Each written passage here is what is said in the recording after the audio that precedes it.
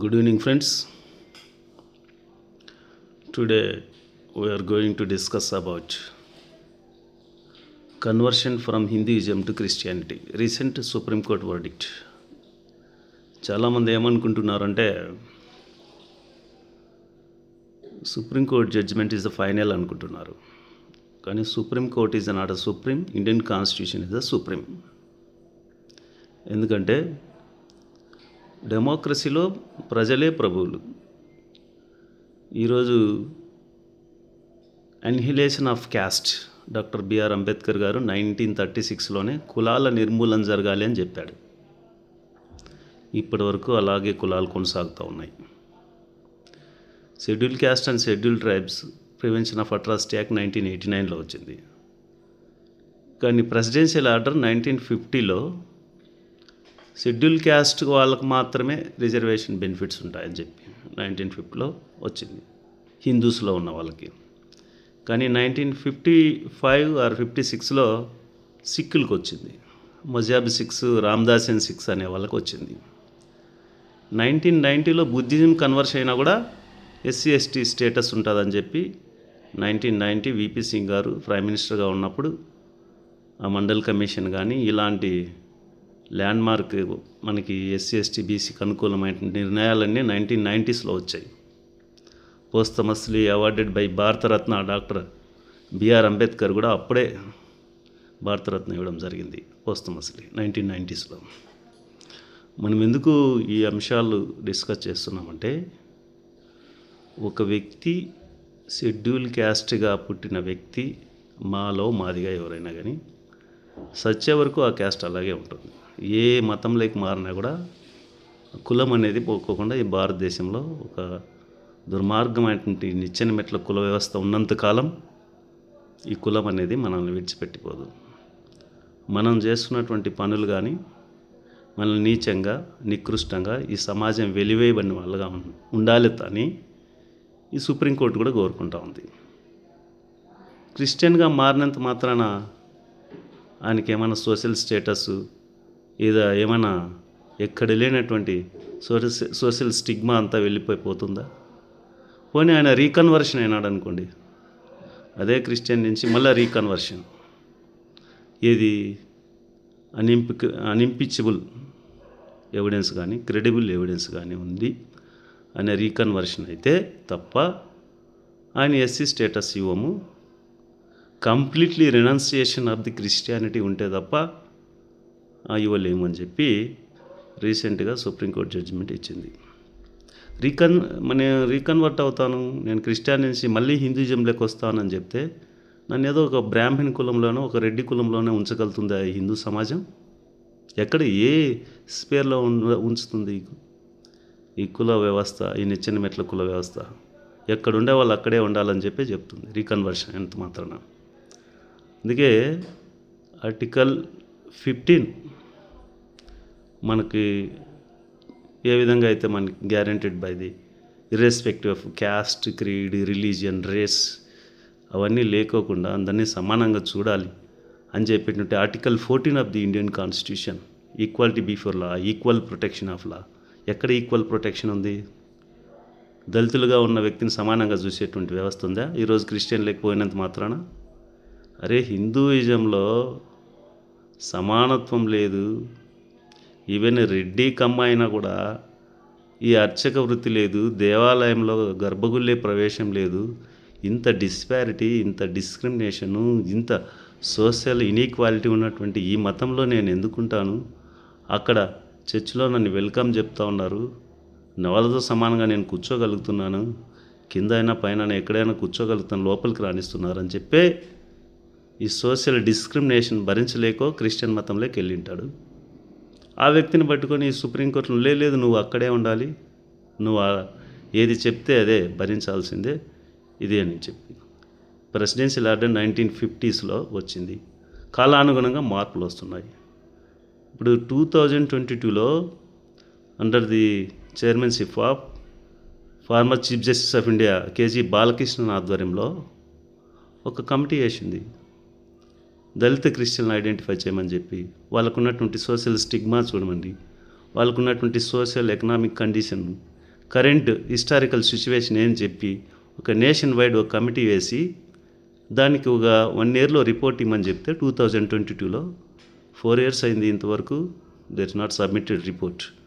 ఎందుకంటే కావాలనే ఆ రిపోర్టు ఇవ్వకోకుండా అలాగే కాలయాపన కమిటీగా మిగిలిపోయింది. కేజీ బాలకృష్ణన్ గారి కమిటీ. ఏప్రిల్ 10th డెడ్లైన్ ఉంది, మరి దాన్ని ఎక్స్టెండ్ చేస్తూ పోతూ ఉంటారు. ఇప్పటికి కూడా కన్వర్షన్ అయినటువంటి schedule caste people from Hinduism to Christianity are Muslim Islamic కానీ ఎక్కడ మారినా కూడా వాళ్ళ స్టేటస్ అయితే మారలేదు. ఎక్కడ కూడా ఇన్ఈక్వల్గానే వాళ్ళని చూస్తున్నారు, ఏ మతంలో అయినా కూడా. దీనికోసం సుప్రీంకోర్టులో నువ్వు ఇదే మతంలో ఉండాలని, ఇక్కడే ఉండాలనేటువంటి కండిషన్ కాదు. Article 25 of the Indian constitution crystal clearly says that. ఏం చెప్తుంది article 25 of the Indian constitution? Right to profess, practice and propagate of any religion. అది article 25 of the Indian constitution guaranteed by each and every citizen of India. అలా ఉన్నటువంటి దాన్ని మన సుప్రీంకోర్టులో నిర్దేశిస్తాయంటే ఇది violation of the కాన్స్టిట్యూషనే కదా. ఈ ప్రభుత్వాలకు చిత్తశుద్ధి ఉంటే నిజంగా కన్వర్షన్ అయినటువంటి క్రిస్టియన్స్ ఎంపెరికల్ డేటా కలెక్ట్ చేయండి. వారికి ఉన్నటువంటి సోషల్ స్టిగ్మా ఏంది, వాళ్ళలో మార్పులు ఏమొచ్చాయి. మనం ఎందుకు ఈ విషయం డిస్కస్ చేస్తున్నామంటే, ఎవరు అక్కల్ రామరెడ్డి అనేటువంటి ఒక వ్యక్తి, అక్కడ ఉన్నటువంటి గుంటూరు జిల్లాలో ఉన్నటువంటి ఒక పాస్టర్, ఒక దళిత పాస్టర్, ఒక 10 సంవత్సరాల క్రితం నుంచి పాస్టర్గా ఉన్నటువంటి వ్యక్తి ఆనంద్ అనేటువంటి, చింతాడ ఆనంద్ అనేటువంటి వ్యక్తి ఏదో ట్రెజరర్గా ఒక చర్చిలో ఉన్నాడు, పాస్టర్గా ఉన్నాడు అని చెప్పి ఆయన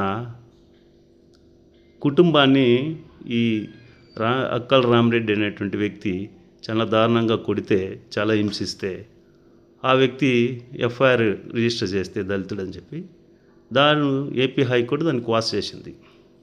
ఆ క్వాష్ చేసినటువంటి దానిపైన మళ్ళీ ఈ ఆనంద్ అనేటువంటి వ్యక్తి సుప్రీంకోర్టుకి వెళ్తే సుప్రీంకోర్టు అప్పీల్ చేసింది. ఏపీ హైకోర్టు ఇచ్చినటువంటి జడ్జిమెంట్స్ని అప్పీల్ చేసింది. దాంట్లో అప్పీల్ చేస్తూ ఈ విధమైనటువంటి కొన్ని అంశాలు వాళ్ళు తెలియజేయడం జరిగింది.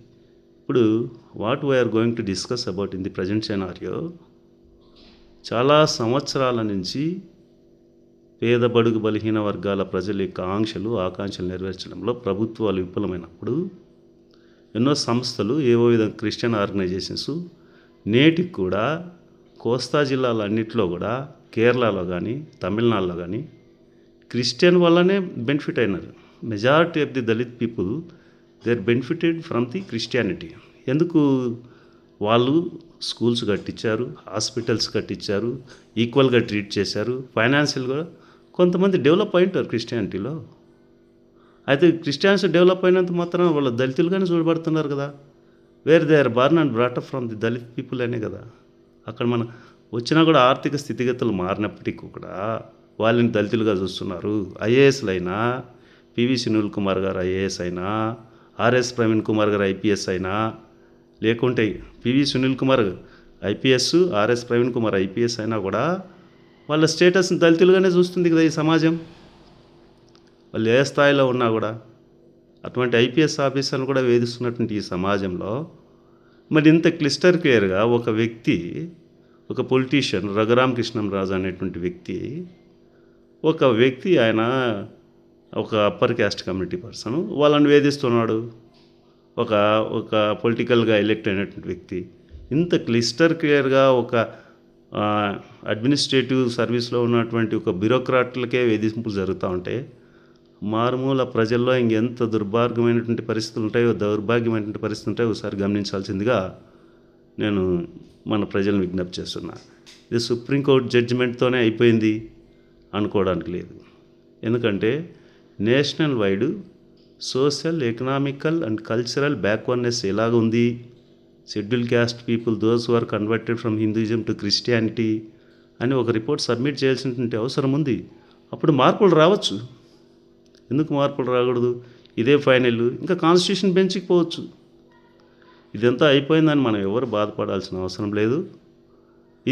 దిస్ కంట్రీ ఈజ్ ఇండియన్ కాన్స్టిట్యూషన్తో పరిపాలించబడుతున్నటువంటి కంట్రీ.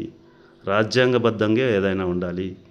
నా హక్కు, నేను ఏ దేవుని నేను పూజించాలా, నేను ఏ ఆహారం తినాలా అనేది నా ఇండివిజువల్ రైట్ను కూడా ఏదో కోర్టులు చట్టాలు నిర్దేశించి ఇలాగే ఉండాలని చెప్పేటువంటి హక్కు కానీ ఎవరికి లేదని చెప్పి ఈ సందర్భంగా తెలియజేసుకుంటూ, మనము ఎవరైతే నాకు ఊరికి దూరంగా నెట్టివేసి నాకు ఇంట్లోకి రానివ్వు, నాకు గుడిలోకి రానివ్వు, రచ్చబండలో సమానంగా కూర్చునే హక్కు లేదు. అటువంటి సందర్భంలో ఏదో ఇంకొక చర్చిలోకో ఇంకొక మాస్క్లోకో వెళ్ళింటాడు. ఆ వ్యక్తి అలా మారితే నీకు అన్ని హక్కులు పోతాయి అని చెప్పడం భావ్యం కాదు. ఇది పూర్తిగా unconstitutional judgment. This is the ultra vires of the judgment. There is a remedy ఉంటుంది. దెర్ ఈజ్ మనకు రెమెడీ ఉంటుంది. ఆ రెమెడీతో we are going to appeal against the supreme court verdict. ఇది కాన్స్టిట్యూషనల్ బెంచ్కి అప్రోచ్ కావాలి. లేకపోతే ఇది ప్రెసిడెన్షియల్ ఆర్డర్ 1950s ఉన్నదాన్ని మళ్ళా రివ్యూ చేయాల్సిందిగా తెలియజేసుకుంటూ, అదేవిధంగా అబాలిషన్ ఆఫ్ అన్టచబిలిటీ ఆర్టికల్ 17 కూడా ఉంది. అబాలిషన్ ఆఫ్ అన్టచబిలిటీ పోయిందా? Article 25 any person profess practice and propagate of any religion అని చెప్పింది. సెక్యులరిజంగా కంట్రీ, అది పోయిందా? ఎక్కడ ఎన్ని సంవత్సరాల నుంచి ఈ సుప్రీంకోర్టు అప్పీల్ 15/80/2026 రీసెంట్గా 3 రోజుల కింద వచ్చినటువంటి జడ్జిమెంట్. ఏ మతంలో అయినా ఎవరైనా ఎక్కడైనా కన్వర్షన్ అయ్యేటువంటి అవకాశం ఉంది. ఆ దాన్ని ఇటు స్ట్రీమ్లైన్ చేయాల్సిన అవసరం ఉంది. ఎవరైతే ఆ హక్కులు పోతాయని చెప్తే వాళ్ళు బై బర్త్ ఎక్కడ పుట్టారో, ఎక్కడ పుట్టినా కూడా వాళ్ళని క్యాస్ట్తోనే చూస్తుంది ఈ భారతదేశం. అంబేద్కర్ గారు చెప్పినటువంటి 1936లో రాసినటువంటి అన్హిలేషన్ ఆఫ్ క్యాస్ట్, కుల నిర్మూలన చేయండి. మొత్తం భారతదేశంలో అన్ని కులాలు రద్దు చేయండి. కులాన్ని రద్దు చేసే ధైర్యం చేయండి. అన్ని కులాలని రిజర్వేషన్లు రద్దు చేయండి. అంతేగాని ఇంక వేరే ఏది మేము we are born and brought up from the Dalit people, we don't have any rights. ఇప్పటికి కూడా మా దగ్గర ఏమీ భూములు లేవు, మా దగ్గర పరిశ్రమలు లేవు, మా దగ్గర ఏమైనటువంటి ఆస్తులు లేవు. ఇప్పటికి కూడా అటువంటి సోషల్ స్టిగ్మాను అనుభవిస్తున్నాం. మేము కూడా గ్రామాల్లో గ్రామ స్వరాజ్యం అంటే కేవలం నన్ను కులం పేరుతో పిలిచేటువంటి గ్రామ స్వరాజ్యం ఉంది తప్ప నాకేదో గొప్పగా ట్రీట్మెంట్ చేసేటువంటి గ్రామ స్వరాజ్యం లేదు. We are also face some such kind of inequalities in the villages also. So Jai Bhim. ఏదేమైనా వీఆర్ గోయింగ్ టు మన అభివృద్ధి చెందినటువంటి భారతదేశంగా ఉండాలని చెప్పి కోరుకోవాలంటే ఫస్ట్ కులాన్ని రద్దు చేయండి. కులాలలో జరిగేటువంటి ఆంతరంగిక విషయాలని రద్దు చేయండి. కులాంతర వివాహాలు చేయండి. అందరినీ సమానంగా చూసే సమాజాన్ని మనం అందరూ కూడా వెల్కమ్ చెప్పాలని చెప్పి తెలియజేసుకుంటూ జై భీమ్.